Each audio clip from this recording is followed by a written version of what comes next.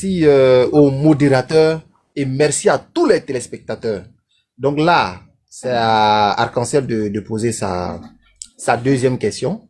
Voilà. On va mettre Samira en grand. Donc Samira, on est dans ta main. Allez, top, c'est parti, Arc-en-Ciel. Moi, c'est la troisième question. Hein. Non, c'est la deuxième. Ah, Attends, ok. attends, Samira, bloque le temps, bloque le temps. Arc-en-Ciel, est-ce que tu es prêt? Voilà. Samira, faut lui demander s'il est prêt parce que je pense qu'il n'est pas là. Ah, je crois qu'il a eu un appel. Fais signe quand tu reviens à Arc-en-Ciel, s'il te plaît. Et donc, pour une précision, c'est que Oustaz Kamara, il a posé 2 questions. Arc-en-Ciel est à sa deuxième question également. Donc, il reste une question de part et d'autre après ça. Voilà. Arc-en-Ciel, tu es là? Oui, je suis là. Ok.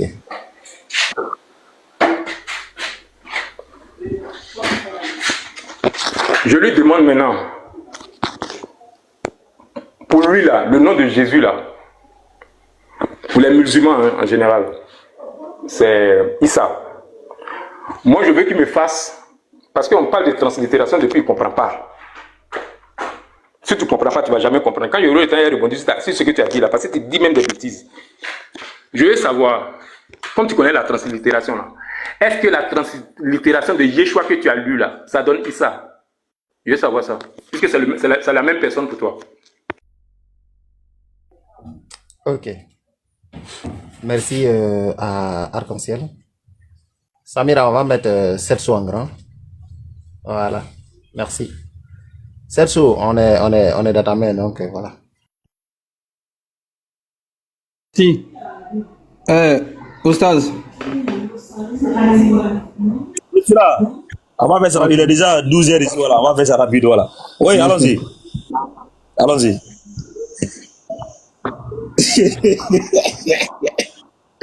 Bon, si je me rappelle de ça de mon frère là. Oustaz arrive, le défi est lancé.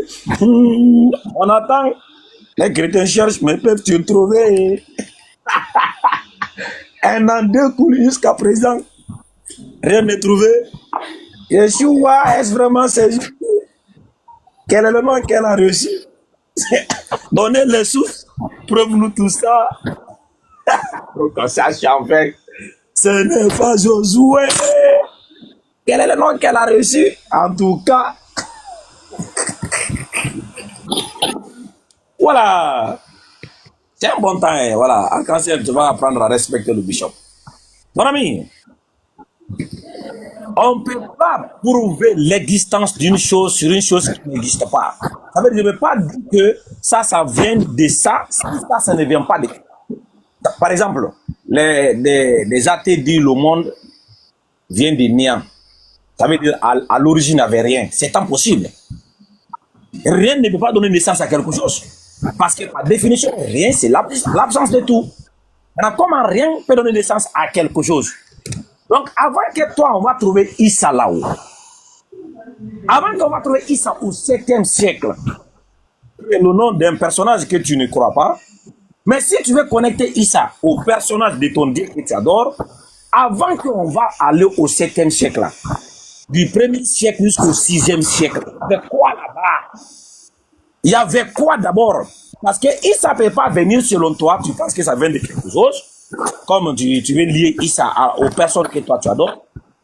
Si tu penses que Issa est une translittération, tout ça là, c'est quelque chose qu'on ne confirme pas. Issa, c'est une révélation qu'Allah a donnée à Mohammed. Elle est direct, comme Allah a révélé le nom de tous les prophètes. Abraham, David, Salomon, Moïse et tout. Allah les a révélé le nom tel que leur peuple les avait appelés à leur temps.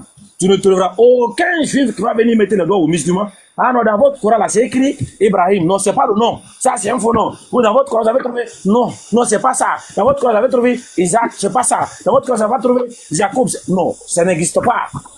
Allah a révélé le nom des prophètes tel que c'était donné. Maintenant, je vais encore retirer.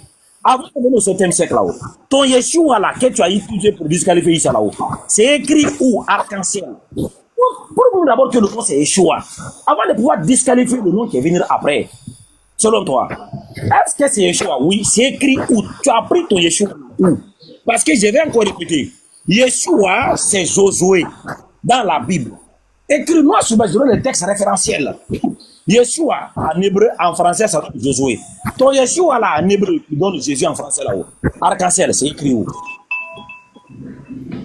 Merci encore au Bishop.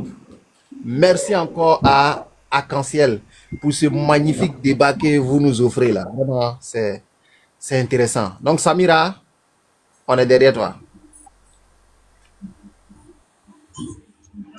Arc-en-ciel. Allez, top, c'est parti. Donc, je lui ai posé la question, il n'a pas daigné répondre. Hein. Mais je peux vous rassurer, hein, à tous les auditeurs qui nous occupent là, je vous rassure. Si vous prenez, c'est pour ça que comme il ne connaît pas la translittération, il va rester comme cela dans sa confession. Si vous prenez le nom Jésus en français, vous le translittérez en grec. Si vous prenez le Yeshua, vous le translittérez en grec. Si vous prenez Josué, vous le translittérez en grec. Si vous prenez Yehoshua, vous le translittérez en grec. Vous avez la même translittération. Je mets tout le monde au défi. Prenez le nom de Jésus, écrit en français, prenez ça écrit en hébreu, les différents types d'évolutions que j'ai donné là, et puis allez regarder la translittération en grec, c'est le même nom. Donc comme il ne connaît pas, il ne sait pas ce que c'est que la translittération, donc il va bavarder. Et puis tout à l'heure, j'ai déjà expliqué ça, j'ai dit il y a une évolution linguistique. Je ne sais pas si tu comprends ce que ça veut dire, évolution linguistique. Quand le H s'en va là, le mot peut être long comme peut être court. J'ai expliqué tout ça là. Josué, Joshua, c'est la même chose là. Mais toi tu ne comprends pas ça. C'est pour ça que je t'ai dit tout